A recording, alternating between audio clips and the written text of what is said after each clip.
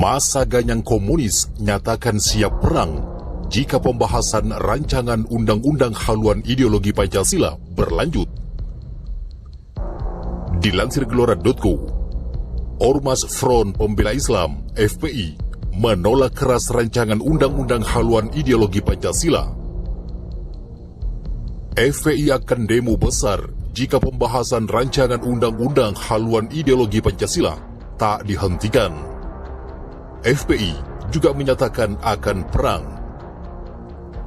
Ketua Umum Front Pembela Islam, Sobri Lubis, meminta agar pembahasan rancangan undang-undang haluan ideologi Pancasila dihentikan.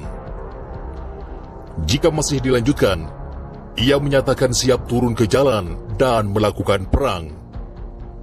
Hal ini disampaikan Sobri dalam upacara bertajuk Apel Siaga Ganyang Komunis di lapangan Ahmad Yani Kebayoran Lama, Jakarta Selatan.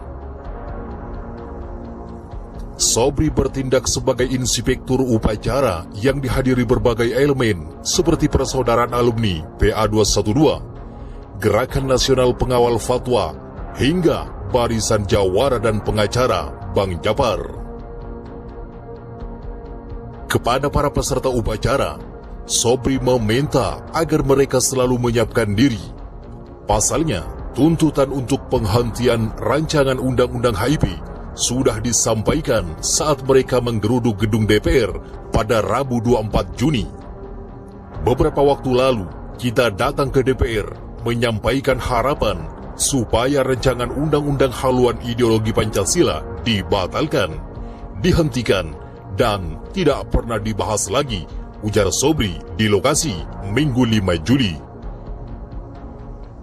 Ia meminta kepada lembaga negara apapun yang ingin rancangan undang-undang HIP disahkan agar dibubarkan dan ditindak secara hukum. Menurutnya, rancangan regulasi itu berpotensi mengubah ideologi Pancasila. Kalau ada orang, ada lembaga yang ingin merubah Pancasila yang sudah disepakati, agar segera ditindak hukum, bubarkan. Jika nantinya DPR dan pemerintah memutuskan untuk terus melanjutkan pembahasan rancangan undang-undang HIP, maka ia menyatakan bersama pasukannya siap untuk berperang. Apabila rancangan undang-undang HIP tidak juga dihentikan dan juga inisiator tidak ditegakkan hukum, maka siap untuk turun kembali besar-besaran, siap untuk perang, tanya Sobri kepada peserta upacara yang dijawab dengan kata siap. Ia menyebut peperangan melawan komunis atau ideologi lainnya yang bertentangan dengan Pancasila sudah dilakukan sejak lama oleh para pendahulu. Karena itu, ia meminta agar anggota berbagai ormas ini ikut berperang seperti dulu.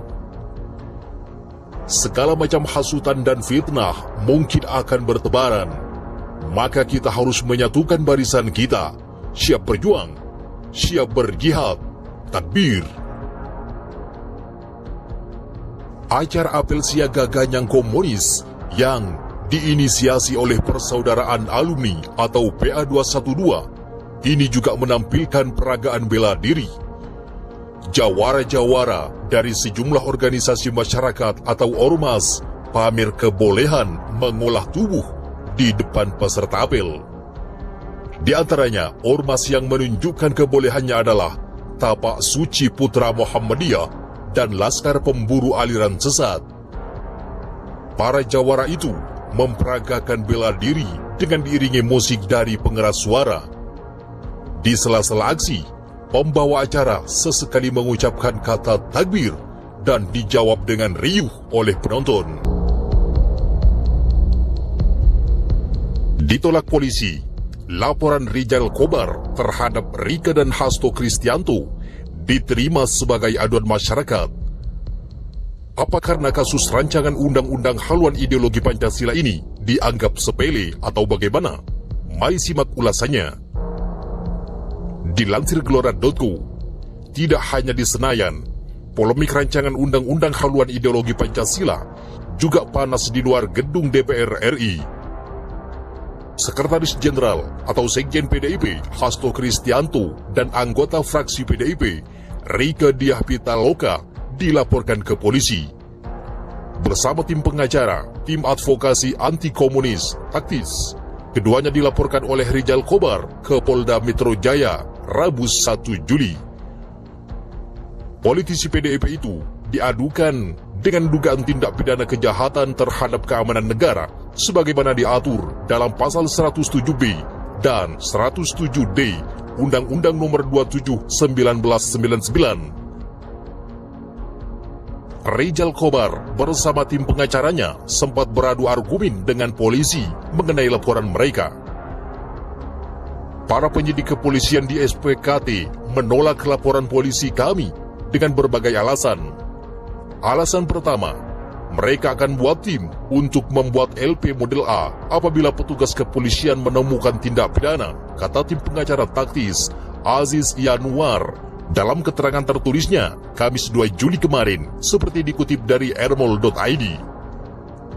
Setelah berargumen pada pukul 14.00 WIB, laporan mereka hanya masuk sebagai pengaduan masyarakat. Sekitar jam 24.00, kembali kami berargumen. Kali ini alasannya masih rancangan undang-undang salah satu objeknya dan belum disahkan. Kami bantah bahwa jika sudah jadi undang-undang akan konyol jika kami buat laporan ke polisi. Namun, polisi tetap bersikeras hanya mau menerima bentuk dumas.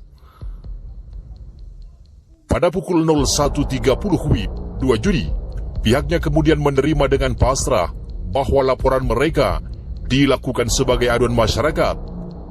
Artinya, dalam hal ini, kami menduga ideologi komunis dan ancaman terhadap pihak yang ingin mengubah Pancasila menjadi komunis masih dianggap sepele oleh pemerintah dan penegak hukum.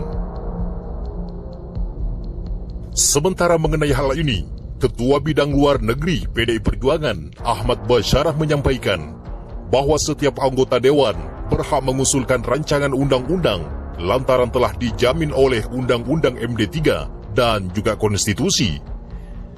Dan setiap anggota DPR punya hak imunitas untuk menjalankan tugasnya sebagai anggota parlemen, ujar Basyarah usai menemui Ketua Umum PBNU Kiai Haji Said Agil Siraj, Jalan Keramat, Jakarta Pusat, Jumat 4 Juli.